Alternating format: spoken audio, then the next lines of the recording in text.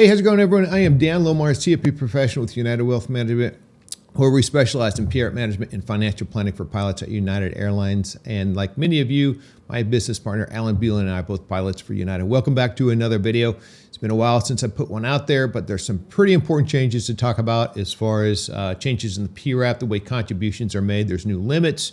There's a new thing out there called PRAP Cash. There's a limited amount of spillover that can happen now due to the compensation limit. I'll talk about that. It's not limiting spillover in all, but just one aspect of how it's being limited. So there's some important changes that I think are really good to review. It's still early in the year, so it's a good time to kind of review your contributions, and also with profit sharing, which since that's out and we know what that is, it's a good time to kind of think about these and take those things into consideration at the same time. So just a couple admin things on our website, unitedwealthmanagement.com. We've got a resource library there. So previously I had links to specific checklists below each video. Right now, from this point forward, I'm going to put links to our resource library where you can download checklists and other useful things that can kind of help you make financial decisions. And then if you haven't done it yet, hey, remember to subscribe and give me a like if you like the video, and remember to share the video if you could do that, because I always say those who are not watching it are probably the ones who need to watch it the most. Please take a few minutes and share that with our fellow pilots. And as always, this is not tax, legal, or investment advice. So the information here is for educational purposes only. Please, you determine how it is suitable to your financial situation. So let's get right into it. Let's review, first of all the contribution limits and the IRS limits for 2024. Right off the top, the compensation limit is the maximum amount of income that can be considered for 401k contributions. In our case, contributions to the PRAP. So any income above $345,000 cannot be considered for contributions in the PRAP. And that is one aspect of what creates RHA, or active HRA spillover. That's called the compensation limit. IRS terms is the 401A-17 limit. The elective deferral limits, which I like to call personal contributions. If you're under 50, you can contribute up to $23,000 on either a pre-tax or a Roth basis. If you're over 50, you get an additional catch-up contribution of $7,500 to Roth or pre-tax contributions. So if you're over 50, the total amount you can put in there is $30,500 on pre-tax or Roth contributions. Post-tax contributions, there is no limit per se. I'll talk about how there is a little bit of a limit there. You can't put an unlimited amount on there, but there's no hard, fast amount as to how much you can put in post-tax contributions. It's just that they stop when all contributions add up to the following limits. And that is, so if you're under 50, the most that can go into the PRAP in 2024 is $69,000. So that's the combination of all of your contributions, pre-tax, Roth, or post-tax, plus United contributions. Once those hit $69,000, everything stops, and then United is obligated to put 17% into the active HRA or the RHA. That's how spillover happens. And then if you're over 50, you're allowed that additional $7,500. So you're allowed to put up to $76,500 into the PRAP. The maximum the company can put in there is $58,650, and that's just simply 17%. That's their contribution rate times the compensation limit of $345,000. So just do the math. It turns out that's the maximum that company can put into the PRAP. Just a quick review how money comes in and the different contribution types. So we can make pre-tax contributions, we can make post-tax contributions, or Roth contributions. So Roth is after tax. It goes directly into the Roth 401k. You've got pre-tax contributions, so those contributions go in before taxes are taken out of the paycheck. That always goes into the traditional 401k. Post-tax contributions initially go into the traditional 401k. If you don't do anything, they stay in there. but we've got this nice feature that we can do automatic in-plan Roth rollovers. And so you can, if you choose to, you can elect to take post-tax contributions and automatically convert them into the Roth 401k. So a nice feature there. And then company contributions at 17% in 2024 and 2025. Those always go into the traditional 401k, at least for now. So there could possibly be an option for them to make Roth contributions in the future. One thing I always throw out there is that there are no income limits on contributing to the Roth 401k. So a lot of people say, hey, do I have to worry about income limits as far as being able to put money into the Roth 401k? No, you're thinking about income limits as it pertains to a Roth IRA. So those are not the same things. Just want to throw that out there as a reminder. Let's take a look at how contributions kind of fill these buckets up throughout the year. I like to think of these as filling these buckets up from the top to the bottom. So our pre-tax or Roth contributions coming in here from the bottom. Again, they go up to $23,000 if you are under 50.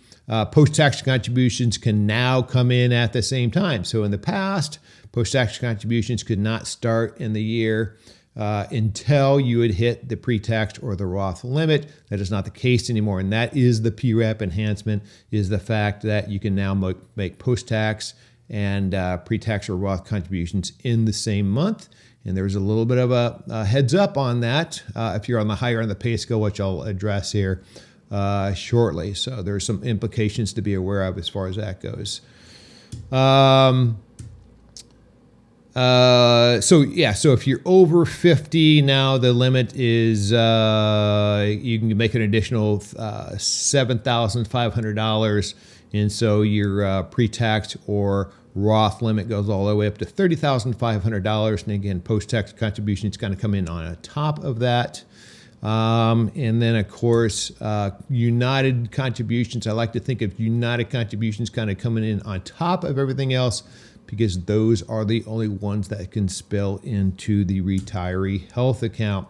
So once all contributions, if you're under 50, reach $69,000, or over 50, $76,500. Once all of these contributions add up, so these are your pre-tax, your Roth, your post-tax, and plus United's contributions.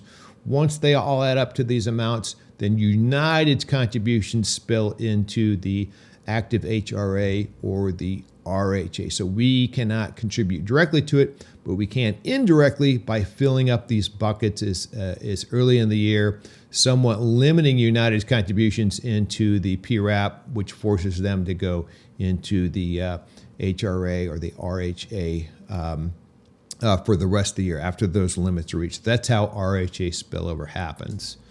Let's talk about this PRAP Cash. So one of the new features this year is what's called PRAP Cash.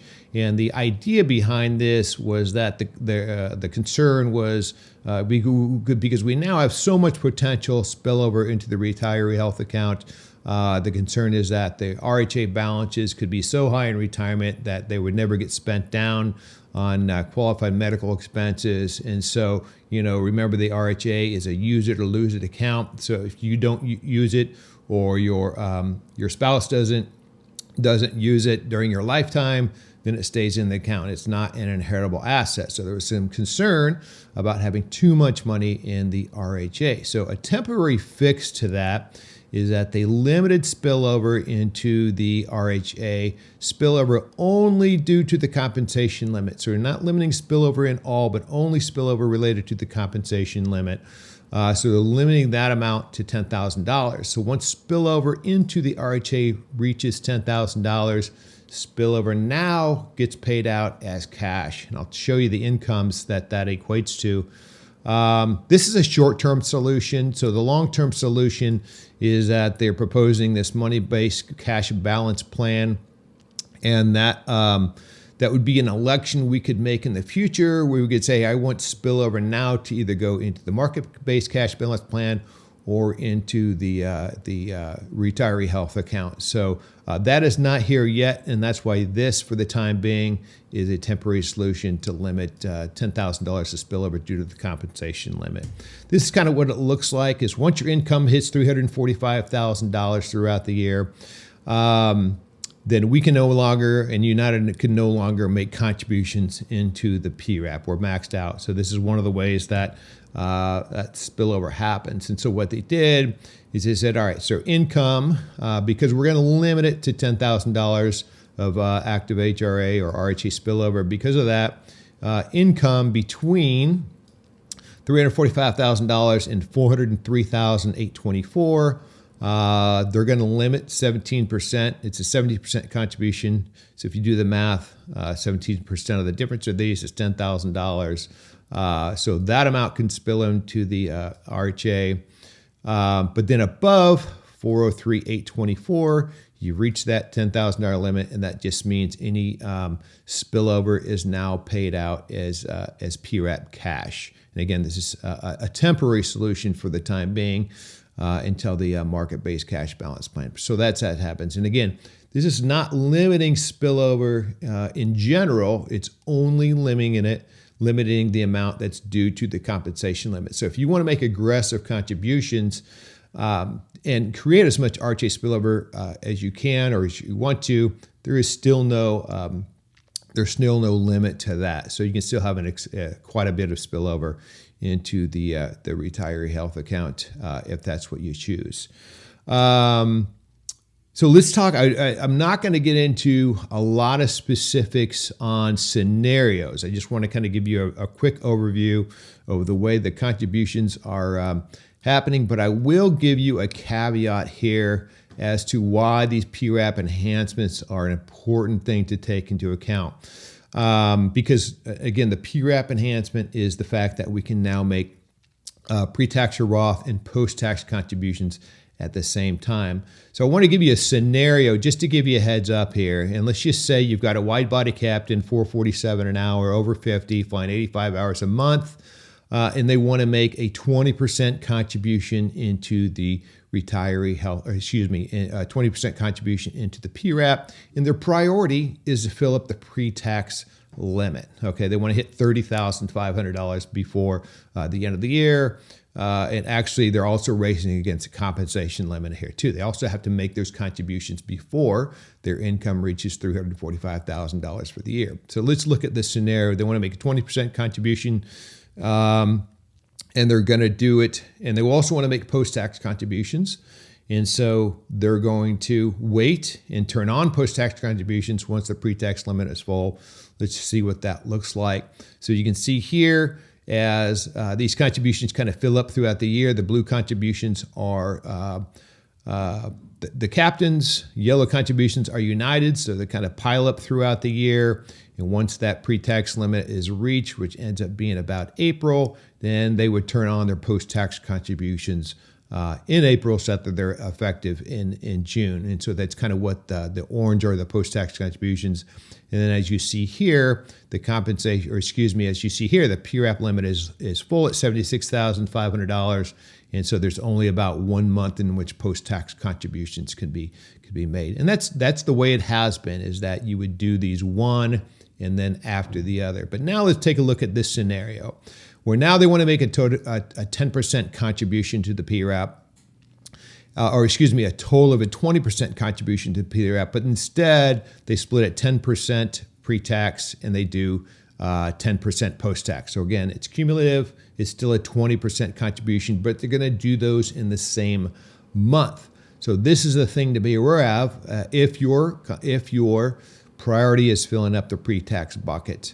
So let's look at what that looks like. So your pre-tax contributions are filling up from the top to the bottom. Those are in the blue. Your post-tax contributions are coming in on top for the same amount. Those are the orange.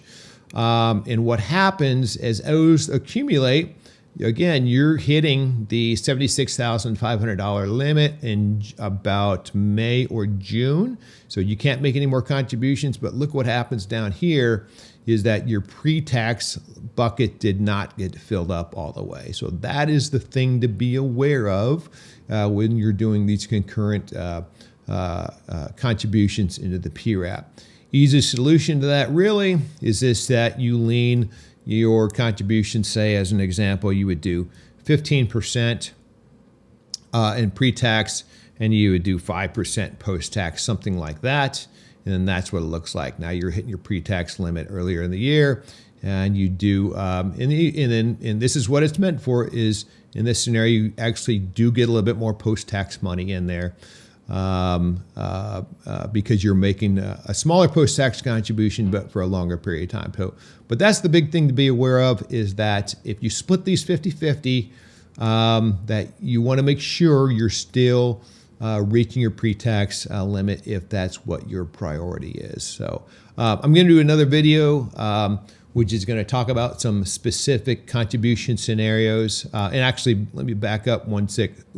So if you did do this, split them down the middle, which does make sense, is that, and then you did an easy fix to this. So let's just say you had $20,000 in profit sharing and you contributed 90% of that on a pre-tax basis. That's also going to fill up the pre-tax bucket early in the year, and your post-tax contributions are going to kick in, or are going to continue to go there. So, so that is another solution to doing it as well.